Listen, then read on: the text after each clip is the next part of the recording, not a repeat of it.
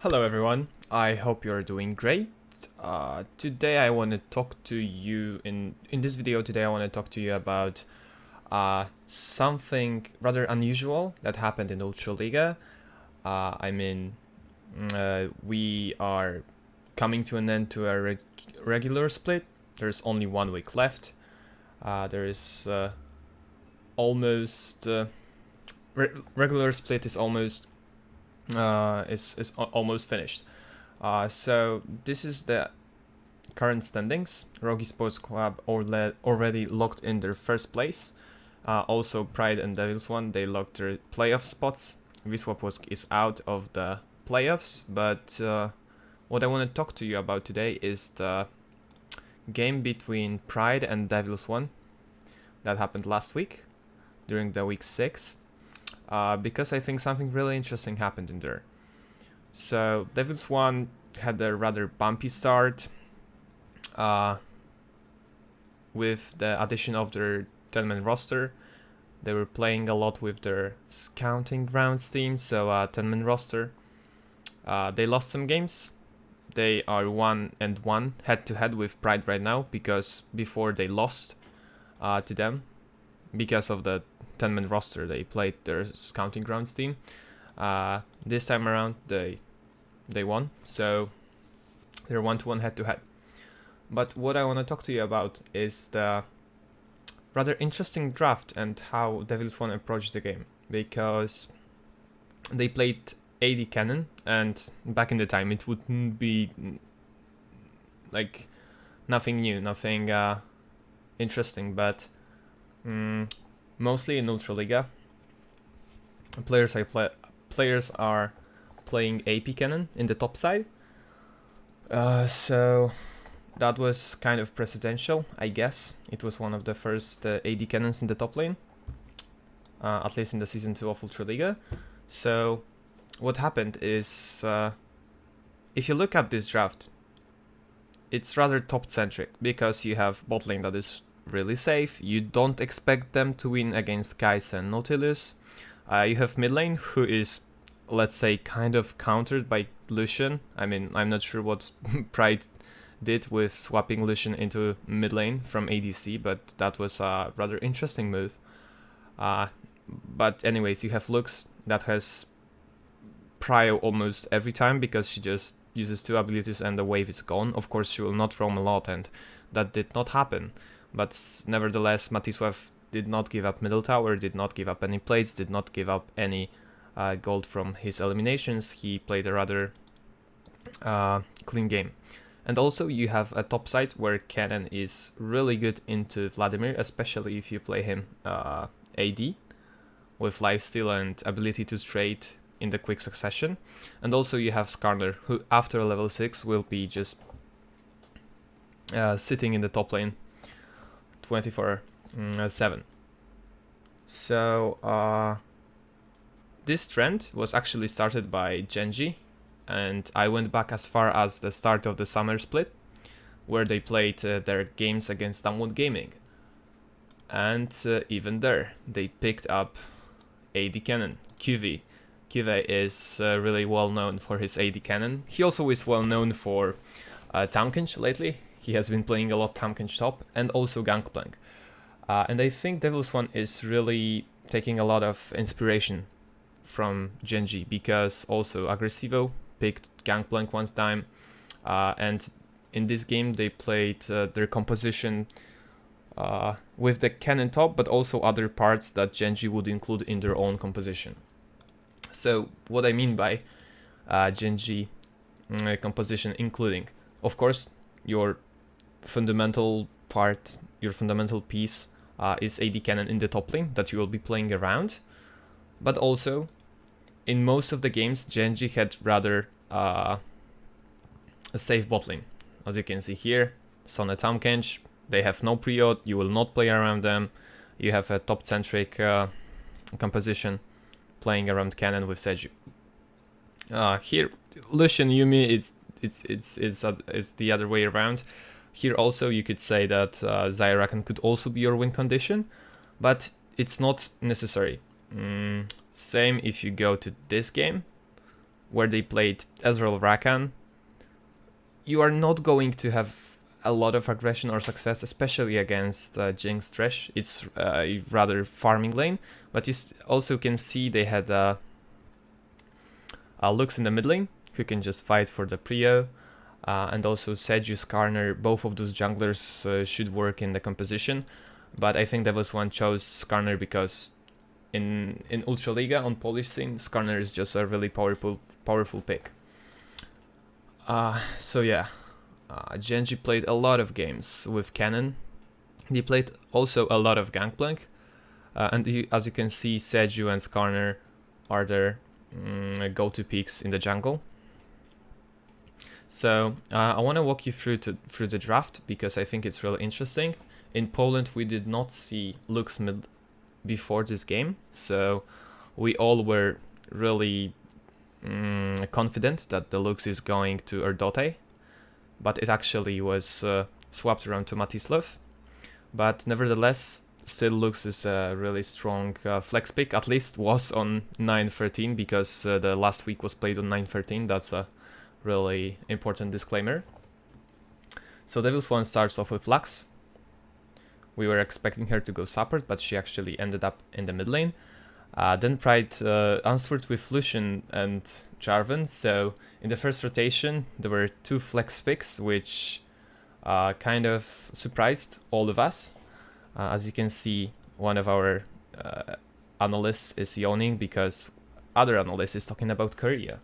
But thank you, Tomasz, because you actually inspired me to make this little video.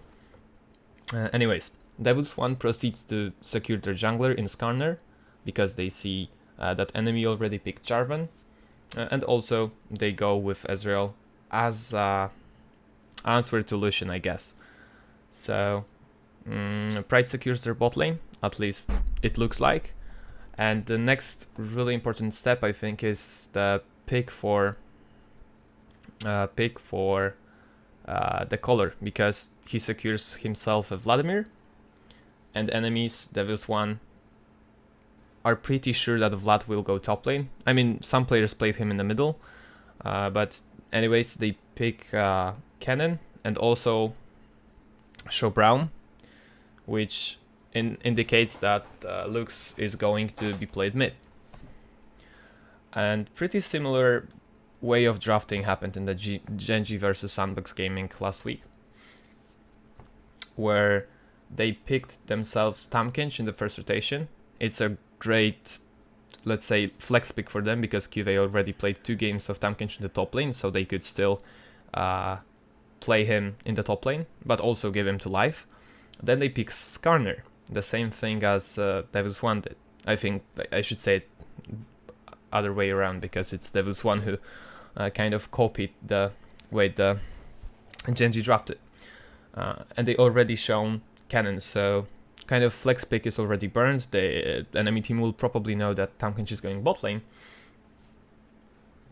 But what Gen.G did in the second phase of picks and bans is securing Kalista, who is a really safe ADC if you're talking about bot lane terms, because you're playing with Tamkench, who can just devour you, and if Tamkench is in any need of help, you can just pull him out with your Fate Call, which is Kalista's ultimate, not Kai'Sa, Kalista's.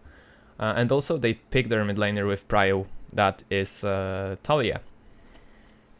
So if you look at the 2 compositions, they don't have same champs, but the champs work similar way. Braum Ezreal, they will be really safe in the bot lane, especially against Kai'Sa and Nautilus. It's a kind of kill lane, but good luck killing Ezreal and and Braum if they're not trolling.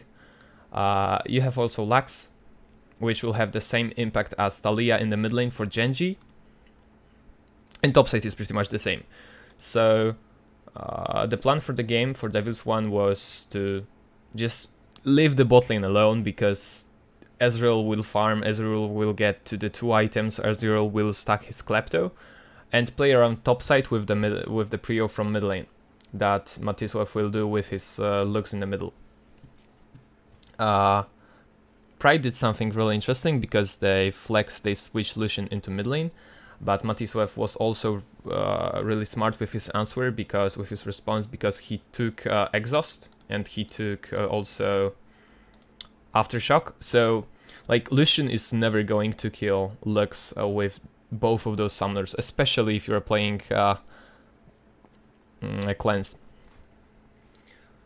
So yeah, basically Erdote also opted for the heal, so more defensive start.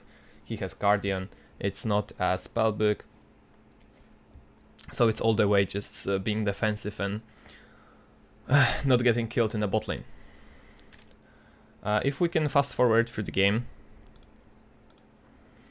Devils.one started off with a rather questionable play because they invaded enemies and it looked like Danka is going to die because Syncrof made a really interesting rotation, but as you can see, X-Charm already was on the rotation, Erdote is on the other side of the map, so it's 3v4. Danka was almost killed off, but he had to run. Well, as you can see, Cannon is not great level 1. Neither is Vladimir, but still the body advantage for Pride was too much here.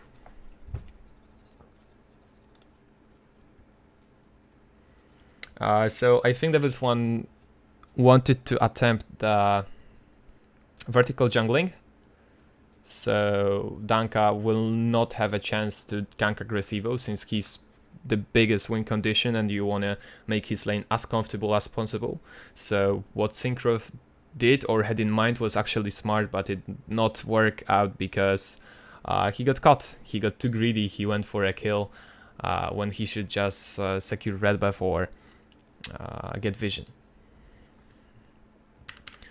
As far as I'm concerned,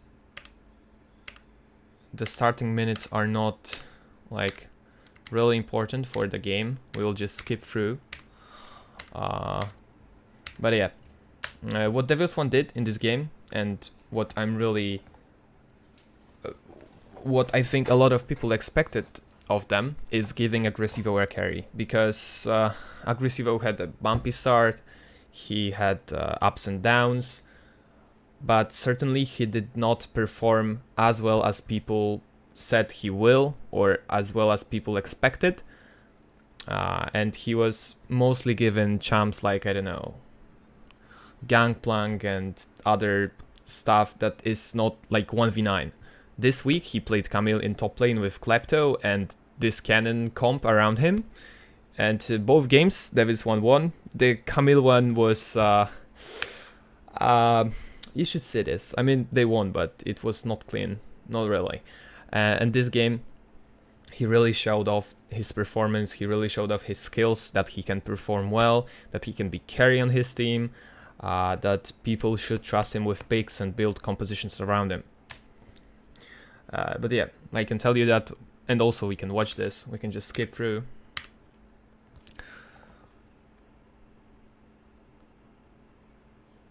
Yeah, like that's basically the job of Matislev. He just uses most of his ults in this game to clear the wave, because he does not want to give Varshi prio so Lucian can, I don't know, roam or go invade with his jungler.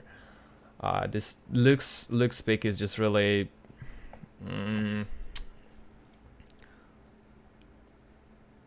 This Lux pick is just really efficient against Lucian, because as a Lucian in mid, you want to dominate, and I don't really understand why Pride went for that, thinking that they could kill Matislev, who has like highest KDA in the whole league and usually does not die a lot, and he plays Lux, and you also can just choose Exos and Aftershock. So I think Pride made a big mistake trying to play Lucian in mid, especially with Cleanse.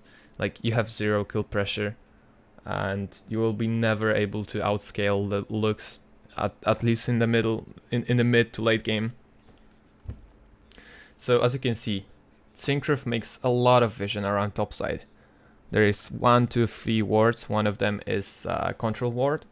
He wants to give Aggressivo as much comfort as it's possible. And now he sets up dive. So let's see how it goes.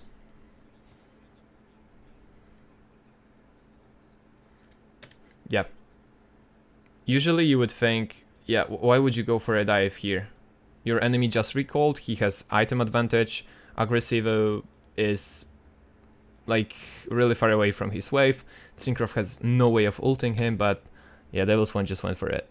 And they almost succeed, because Color ran away with like 200 HP, but this ult from Lacquer really helped a lot his top friends to secure a first blood for Aggressivo. And from this point on, the game just snowballs in the top lane, because Kennen was given a lot of money. The good thing for Color was that he did not use TP, because if he used TP and died to the gank, he would be screwed completely. But yeah, right now it's not so bad. Here, this TP from Aggressivo is rather strange. Maybe he expected Color to use his TP down around Dragon, but Color went back to the top lane. So Aggressivo kind of just throws away most of his advantage doing this play. But he got another kill, so I guess it's fine for him. He will get himself boots, also control ward. He will miss probably like 3, 4, 5 minions. It's not such a big deal, but I don't think he was necessarily needed around the bot side, because Danka was dead. Pride got the dragon anyway. It was not worth it, so I think Aggressivo could maybe have saved his TP for a bigger tempo advantage, or just to push out his enemy out of the lane in the future. Anyways, bot lane, they just farm. Even you can even see that Lacquer chose to buy Cal, which is a kind of effective item in the later stages of the game when you can actually stack it. Syncrof is mostly going around top side. You can see that Devils.one are not prioritizing bot lane, which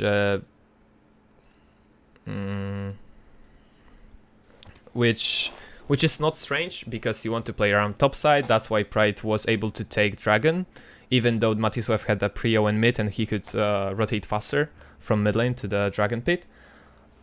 Still, I don't think Pride went better on this trade.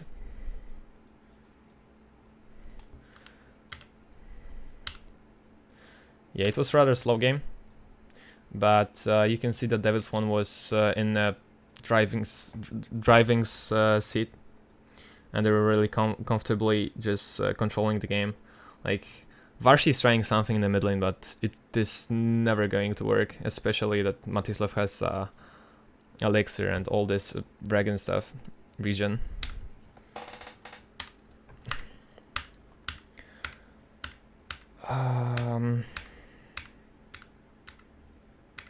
Yeah. There's a second gank on the 13th minute.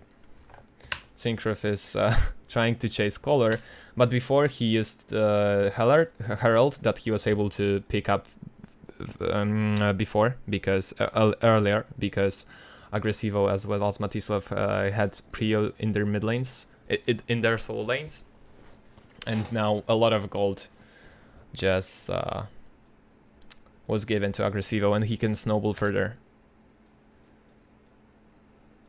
Danka will get a dragon in the revenge, but it's not a big deal since it's a cloud dragon. And you can see now that Syncrof stayed around top lane. He just never left Aggressivo. And here, they will also dive Color. He stands no chance of surviving that. Varsi is coming top. Devils.one bot lane trolled a little bit here, because they should have not died. Their goal is just to survive, so I think they got a little bit ahead of themselves. Nevertheless, it's not such a big deal still. I think Lacquer went for a plate on Danka. He saw an opportunity, he tried to seize it, it did not work out. Nevertheless, I think if Lacquer did not die, he could have probably defended this tower. There's another TP from Aggressivo, which did not get him anything, so I don't think Aggressivo used his TPs efficiently in this game, necessarily. But yeah, in the top lane they got 2 towers, they got another kill for Aggressivo. There's also Varshi coming from the mid lane. He finally happened to go somewhere around the map, but it's Yet another kill for Aggressivo. He's 4-0 right now. He has 20 minions above his opponent. He's 1 level up. So basically, Cannon is just unstoppable in the solo lane if he goes on the split push. What Pride could try to do is force some fights with Color joining because he has TP advantage, but if you just leave Cannon a little bit on the side lane, he is going to completely destroy you. I don't know why Devils.one is not lane swapping. I think Aggressivo should be sent bot lane right now, since he will not achieve anything in the top side, unless Syncroft sticks around top and tries to, I don't know, dive inhibitor towers. But I think they are just giving a little bit more time to Lacquer for his items. He's doing great anyways. He's 20 minions down, but still it's Ezreal. He will spike on 2 items. You have Manamune. You can see Lacquer respecting his enemies. He flashed away from that, even though Funky was not even close, and made it possible to do that. That's a nice TP, but Extreme was dead anyways. Yet another kill for Aggressivo, 5-0 right now. And Matisław did not even move a lot because he used his final spark to cut off Funky, who had to TP to get out of the dodge.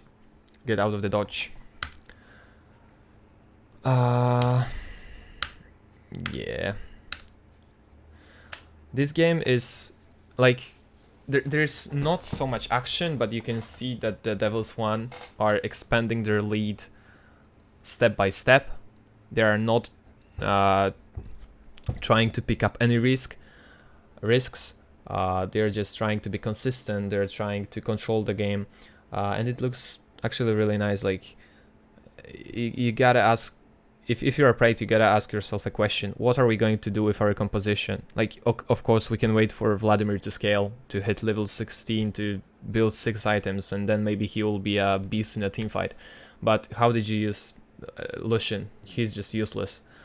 Kai'Sa and Nautilus, they have kind of a lead, but they still need to scale, since Kai'Sa went for Manamune.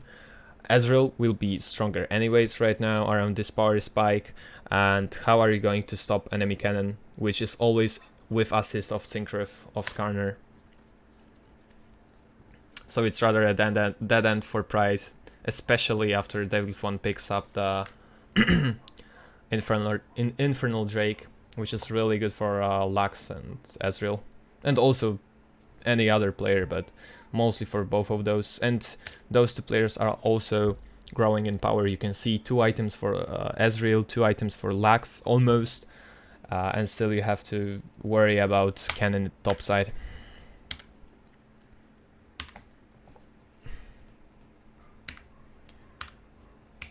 Yeah, let's skip through. You just get free prio in the mid lane because Cannon just disappeared from the map, and he also had a wave prepared for the bot side. So you give up the tier 2 tower. You can see Aggressivo pushing away Color from the from the bot tower, because he just go for the trades, and enemy Vladimir cannot do anything to you since he has 1.5 item, and you are on 2.5 items, and you also have boots.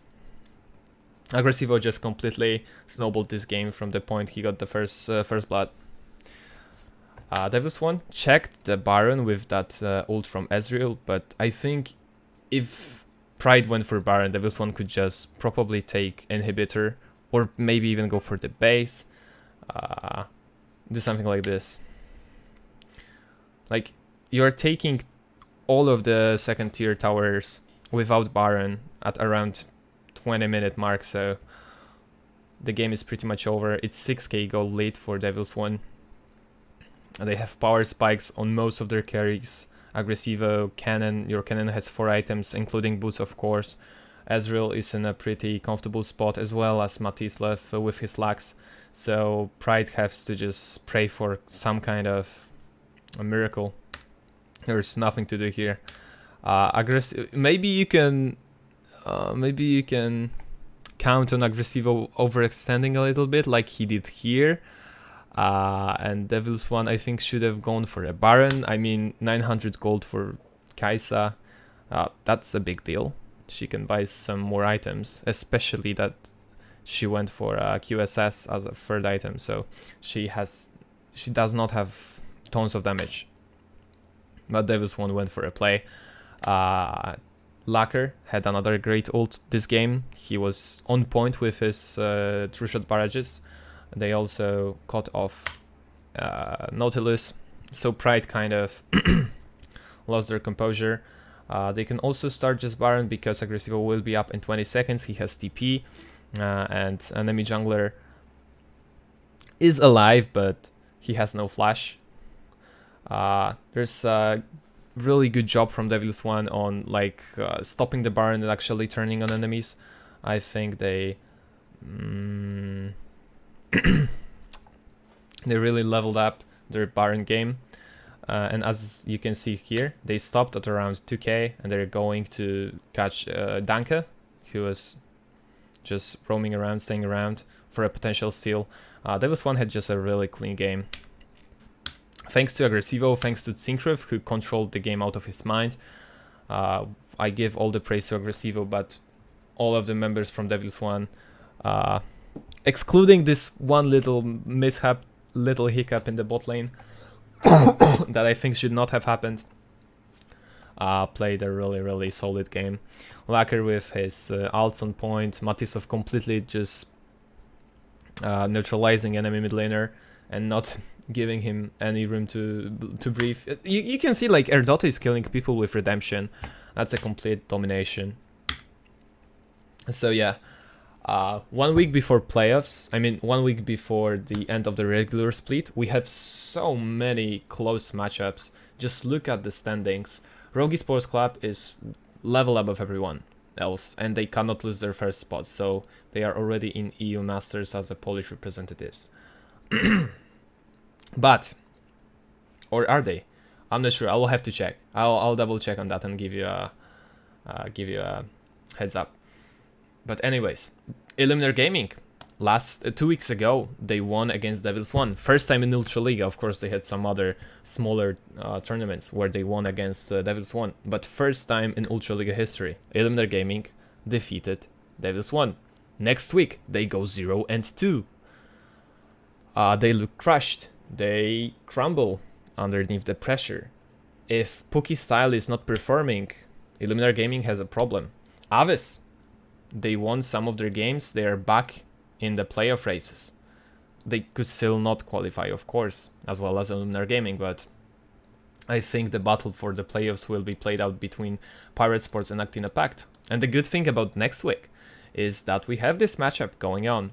Wisła, unluckily, they're out of playoffs, but they won their game against Illuminer Gaming. And that's when Illuminer Gaming started to lose. They're on 2 games lose streak against Wisła and against Aves. And they have some tough matchups coming up in the next week. Anyways, Pride. They are the team that took down Rogi Sports Club, but they lost to Devils.one in pretty bad fashion. Devils.one just completely dominated that game. And if we could, let's say, if we could give 2 wins for Devils.one that they lost with their second squad, they would probably be 9-5, but right now their score is not as good, so they will be fighting for the second spot as well, because the system that we have in Ultraliga promotes the higher seed that you get, so you don't have to go through all of the stages of playoffs. I'm just really happy and really hyped for the upcoming week and upcoming playoffs, because at the start of Ultraliga we all thought that Rogi Sports Club, Devils.one, Illuminer Gaming will be way above everyone else. We also thought that Wisła Płock would go to the would get to the playoffs, but the league turned out to be much more competitive.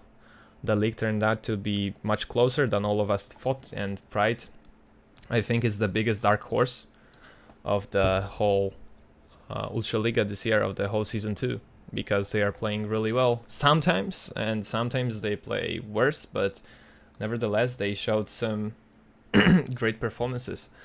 And yeah, I'm sure that playoffs are going to be explosive and just packed with action and all that stuff. I hope you enjoyed the video. I'm a little bit, I guess, tired, or my voice is cracking, but yeah, of course, sorry for my rusty English. I'll improve for the next time. I'll brush up on all of my grammar mistakes and stuff. Nevertheless, thank you very much for watching. I hope you enjoyed it. I hope you learned something new. I hope I showed you the